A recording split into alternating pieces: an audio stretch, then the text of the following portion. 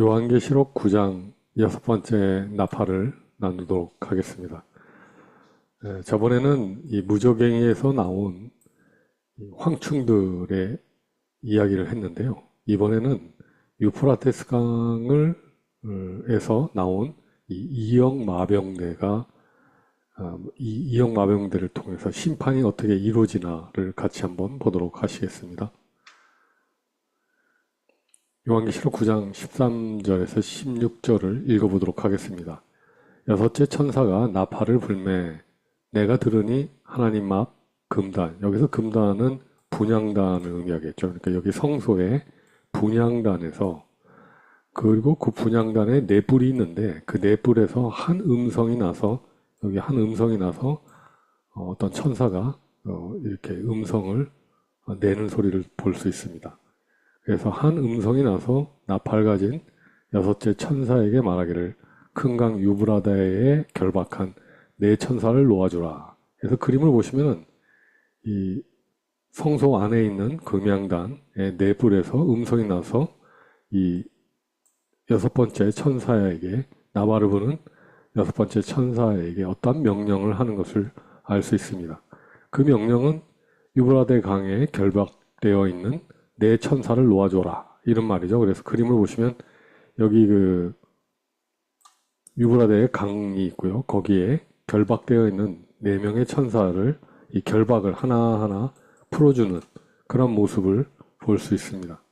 그래서 이 네 천사가 놓였으니 그들은 그 년, 월, 일시에 이르러 사람 3분의 1을 죽이기로 예비한 자들이더라.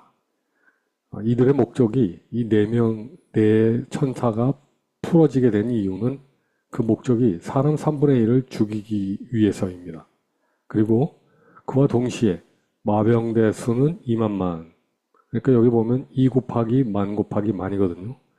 옛날에 왜 천천히요 만만이라 사울과 다윗에 대해서 이야기를 할 때, 그때 당시 히브리 사람들은 만 이상을 카운트하지 않았기 때문에 헤아릴 수 없는 많은 마병대 수, 그러니까 2 곱하기 만 곱하기 만은 2억 아닙니까? 그러니까 2억의 마병대가 이 결집이 되어서 드러나는 것임을 알 수 있습니다. 그래서 내가 그들의 수를 들었도다. 그러니까 이게 이제 직접 보지는 않고 이렇게 들었다. 그러니까 하나하나 자기가 보면서 센 게 아니라 어떤 들은 숫자를 얘기하고 있는데, 그게 2억의 마병대라고 얘기하고 있고, 그 2억의 마병대들이 유브라데 강에 결집되어서 심판을 시작하는 모습이 되겠습니다.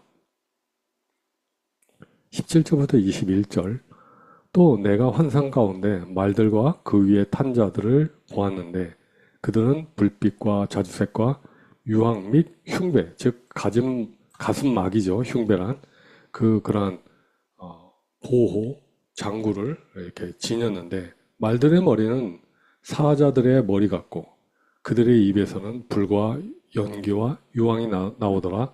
이 세 가지, 즉 그들의 입에서 나오는 불과 연기와 유황으로 말미암아 사람들의 3분의 1이 죽더라. 그래서 여기 그림을 보시면 여기 그 말과 같이 생겼는데 그 얼굴은 이 사자와 같고 그 사자의 입에서 쏟아져 나오는 것이 불, 연기, 유황입니다. 그래서 그걸로 인해서 사람들이 죽는 모습을 잘 그림으로 그린 것을 알 수 있죠.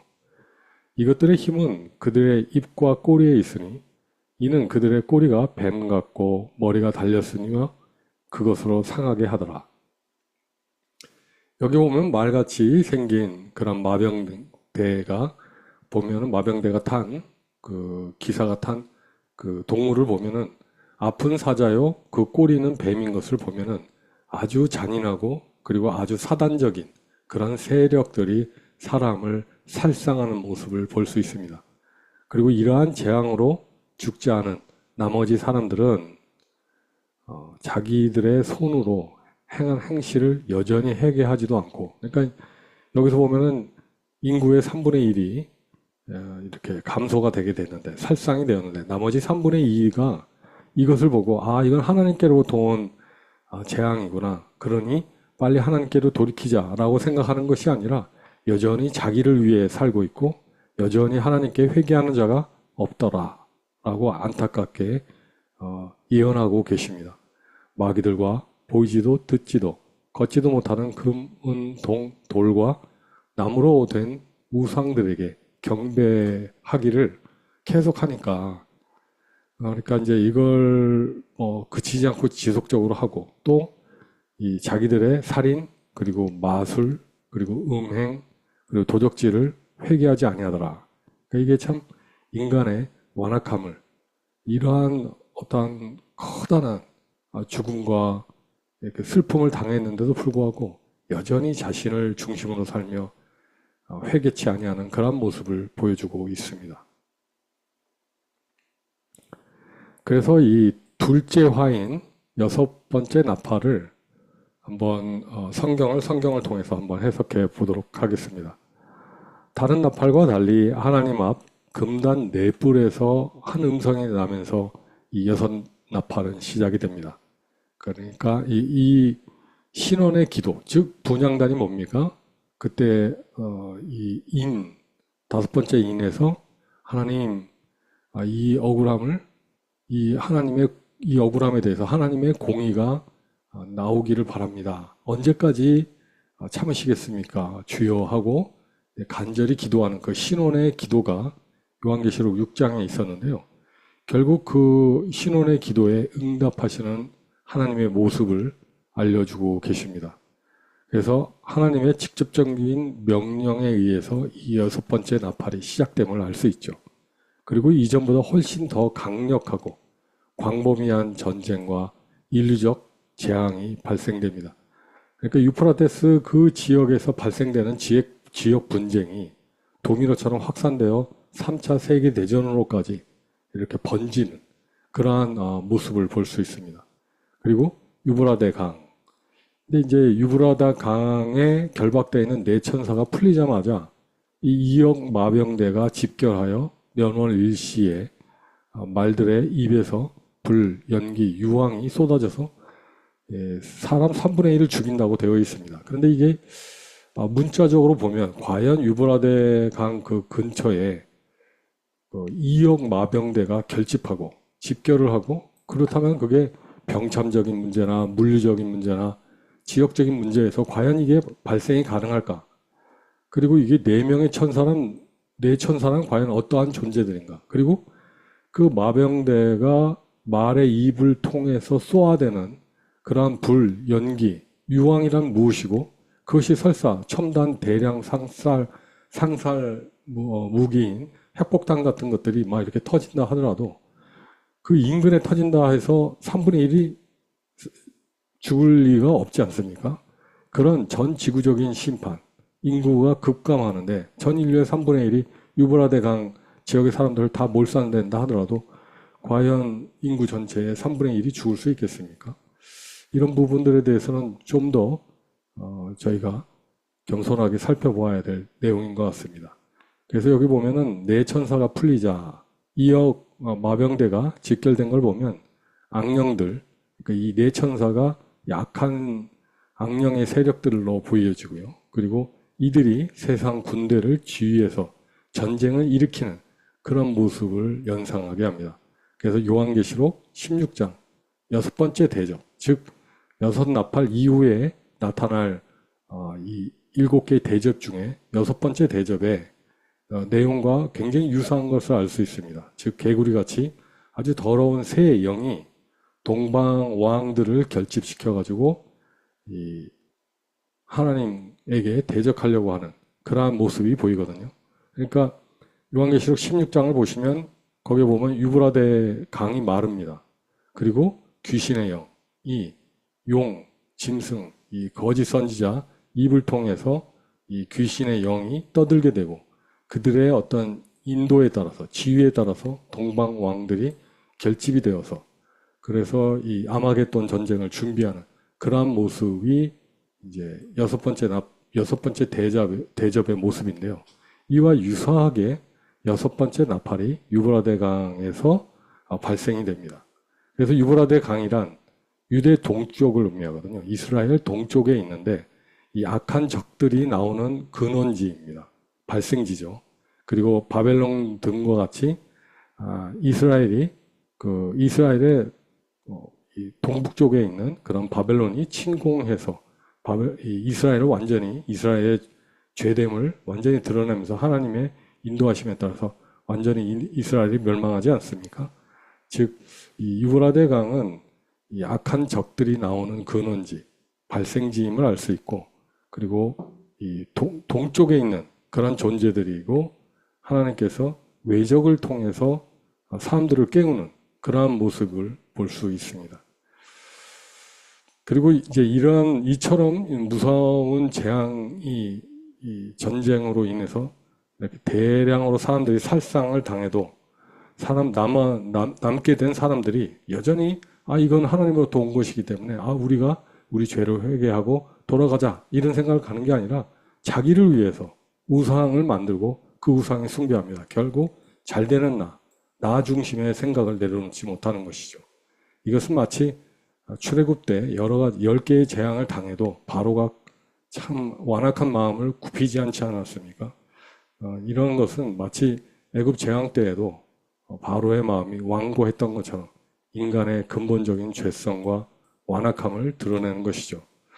그래서 이런 오늘의 이 6번째 나팔을 보면 창세기 19장이 생각이 납니다. 소돔과 고모라가 불과 유황으로 멸망을 당하지 않았습니까? 유황과 불이 비처럼 내려서 비와 같이 내려서 소돔과 고모라 땅이 멸망한 것이 연상이 되고요.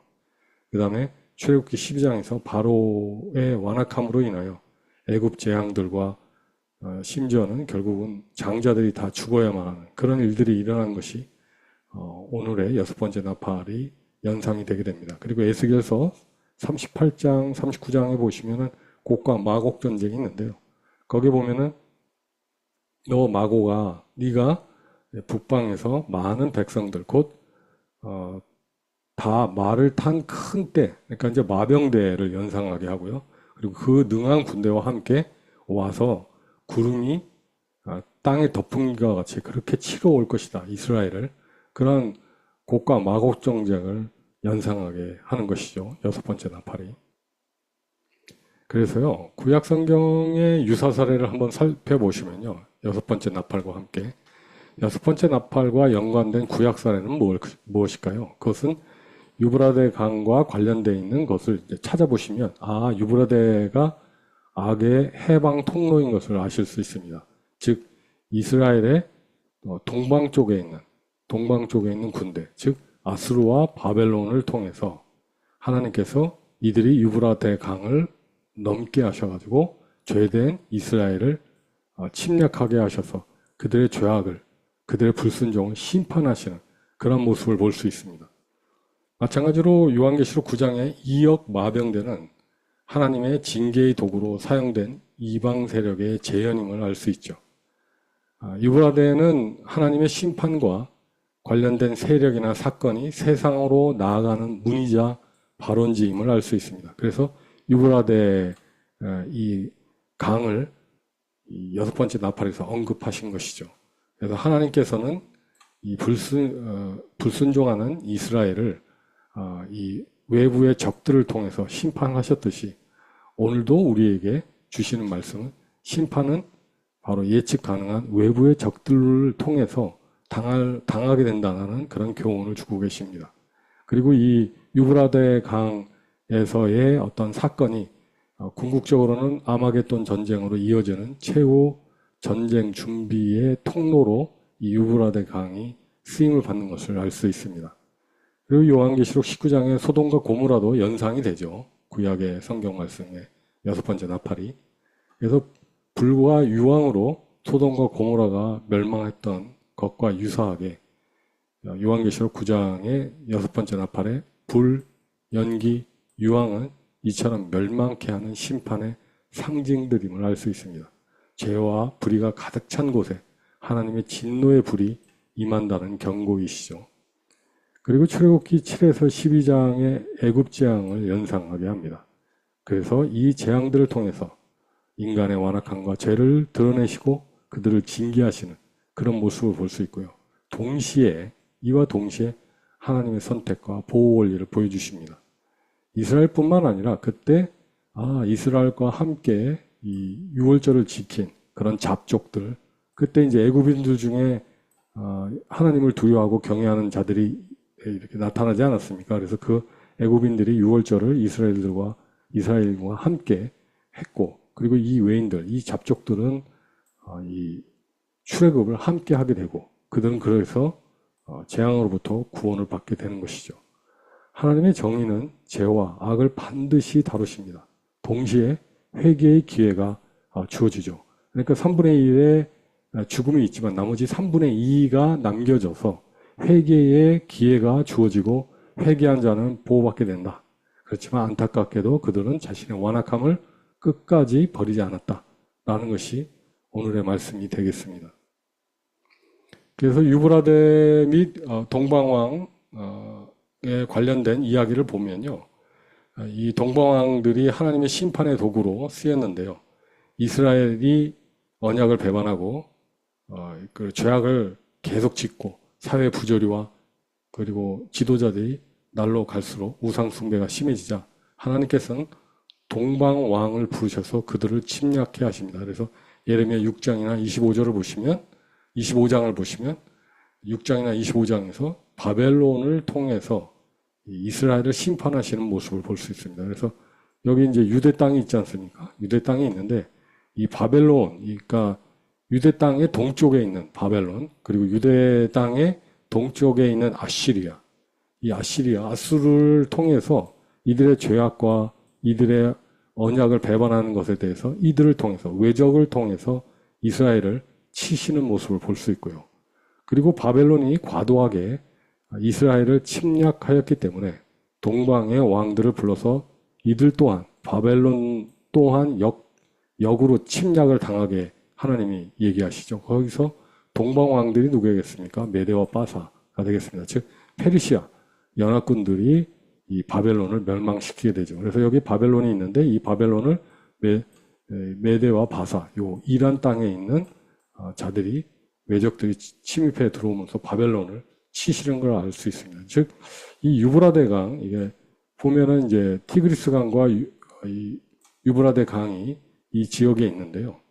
그런데 이 유브라데 강이 결국은 이 악의 세력들을 제약해 놓지만, 그러나 때가 되면 푸르셔서 이것이 통로가, 유브라데 강의 통로가 되어서 결국 죄되고 악한 것들을 치게 되는 그러한 어떤 통로, 악이 출현하는 통로로서 이 유브라데 강이 쓰임을 받은 것을 알 수 있습니다. 그래서 다섯 번째 나팔은 무조갱이가 하나의 통로가 돼서 악이 출현하는 그런 통로가 무조갱이 되었지만, 이 여섯 번째 나팔은 전통적으로 고대 이스라엘의 악을 치실 때, 외적을 통해서 치실 때 이 유브라데 강이 마르거나 아니면 범람하여 이 이스라엘을 치셨던 그러한 역사적인 사건들을 상징하고 있는데요. 이것은 하나님만이 역사적 주관자이시고 하나님은 죄를 분명하게 징계하시고 심판하신다는 것을 분명히 알려주시고, 또 이렇게 미리 이렇게 예언해 주신 이유는 이 하나님의 이 고통을 통해서, 전쟁을 통해서 이들을 다시 부르시고 회개케 하려는 하나님의 심정을 깨달아 알라는 그런 시그널임을 알게 하시기 위해서 하나님의 은혜도 함께하는 것을, 심판만 있는 게 아니라 동시에 은혜도 함께 주어지는 그러한 모습을 볼 수 있습니다. 이러한 구약의 어떤 사건들이 확장되고 확대되어서 이제 최종 심판 때에도 마찬가지로 이 유브라데 강이 통로가 되어서 동쪽에 있는 이 왕들을 통해서 결국은 이렇게 외적을 통해서 인간들을 깨우시는 그러한 일들을 향후 아주 단기간에 이루실 것을 보여주고 계신 것이죠. 그래서 다섯 번째 나팔과 여섯 번째 나팔을 한번 같이 비교해 보도록 하겠습니다. 다섯 번째 나팔은 저희가 저번에 살펴봤듯이 영적 괴롭힘이었고요.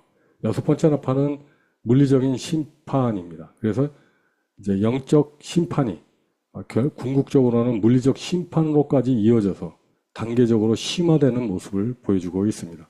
그래서 여섯 번째 나팔, 첫 번째 화의 심판의 도구가 무엇이었습니까?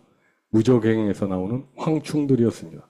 그 그 황충들은 정갈 같은 꼬리가 있어서 사람을 5개월 동안 괴롭혔죠. 근데 6번째 나팔의 통로는 무엇이었습니까?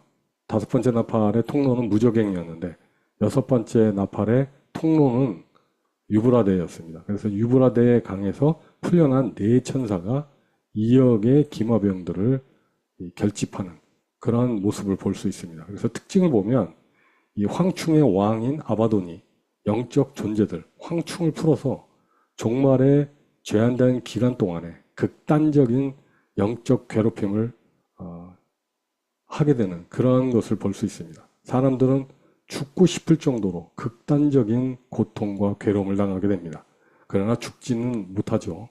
그 정도로 아주 영적인 피폐함을 겪게 되는 아주 물론 지금도 믿지 않는 자들이나 믿는 자에게 귀신들의 활동이 있지만 그 시기에는 그 말세의 때에는 굉장히 정해진 기간 안에 굉장히 극심한 영적 괴롭힘이 다발적으로 일어나는 것을 볼 수 있고요.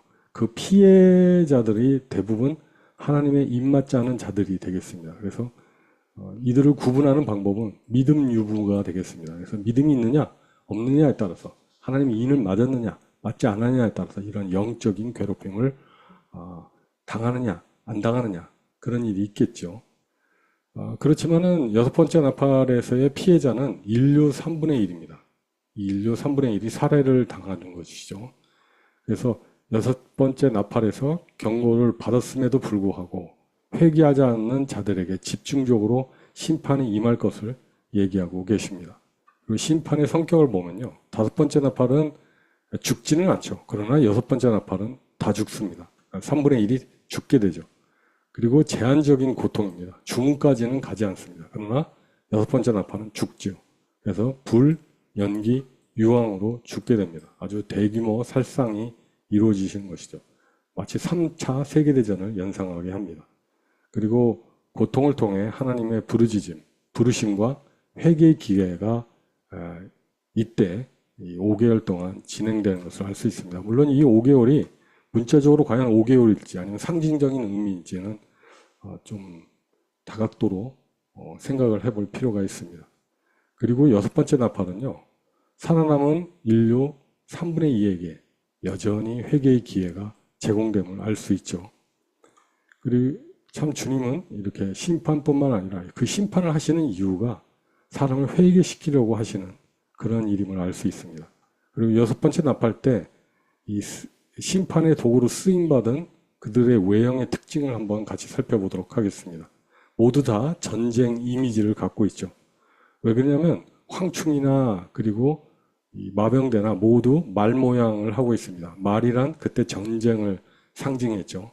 그리고 이 황충은 머리에 금관을 쓰고 있었고 사람 얼굴을 하고 있었고 여자 머리털을 갖고 있었고 이빨은 사자 이빨 같았고 철 흉갑을 가슴바지를 그렇게 하고 있었고 날개가 있었고 날개 소리가 이 병거의 소리와 같이 전쟁 소리와 같아서 사람들의 공포와 두려움을 일으켰고 그리고 정갈 꼬리와 같은 그 독이 사람들을 굉장히 괴롭히는 아주 독과 같이 아주 거짓이 난무하고 사람들이 그 거짓으로 인해서 굉장히 유혹과 그리고 서로가 서로에 대한 잔인함들이 생각들의 잔인함들과 서로에게 고통을 주는 일들이 일어나는 것이죠.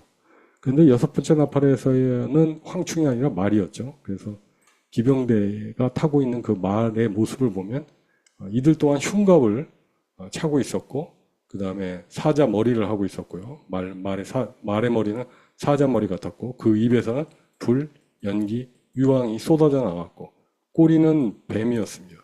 뱀과 같은 그런 모양이었습니다. 이것은 전쟁의 도구인 말과 그리고 악을 지배하는 뱀의 모양이 합성되어 있는 그런 모습을 갖고 있습니다. 앞뒤로 이 전쟁과 악한 사단의 그러한 세력들이 앞뒤로 이렇게 꽉 사람들을 장악하여 사람들을 죽이는 그런 모습을 볼 수 있는 것이죠. 결론적으로 이 5번째 나팔은 인간의 악한 영적 상태를 드러내고 종말적 심판의 준비 단계를 나타냈죠. 근데 이제 6번째 나팔은 이렇게 죽임을 당했음에도 불구하고 사람들은 여전히 우상숭배와 악을 지속한 것을 보여줍니다. 하나님의 주권과 정의가 최종적으로 이제 드러날 수밖에 없는 상황으로 점점점 더 다가가고 있는, 심화되고 있는 모습을 보여주고 있습니다.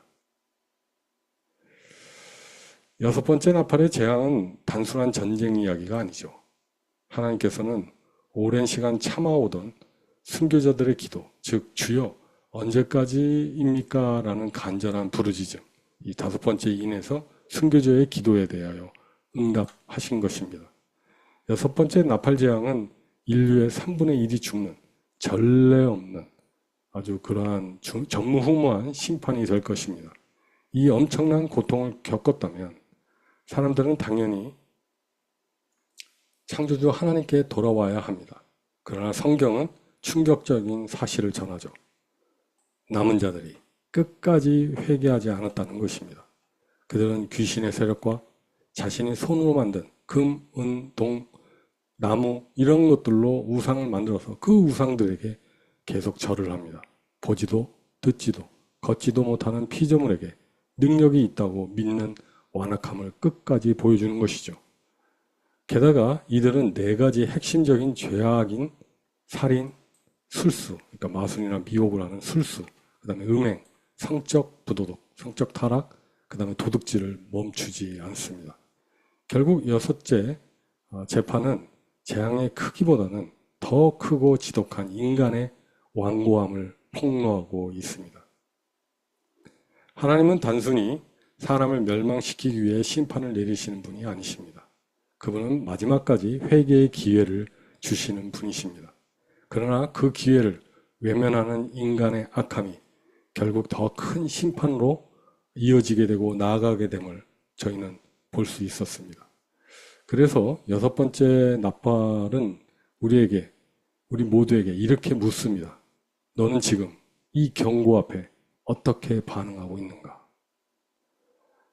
요한계시록 9장을 읽을 때 단순히 전쟁의 두려움만 생각하지 마십시오. 그보다 더 중요한 것은 이 말씀이 내 영혼을 어떻게 흔드는가 하는 것입니다.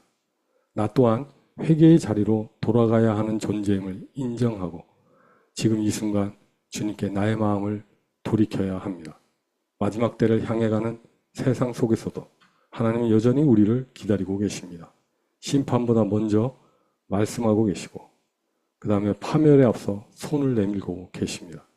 그러므로 지금 그분의 부르심에 응답하십시오. 하나님의 부르심이 들리십니까? 우리는 그분의 부르심에 응답하며 믿음으로 살아가야 하는 것입니다.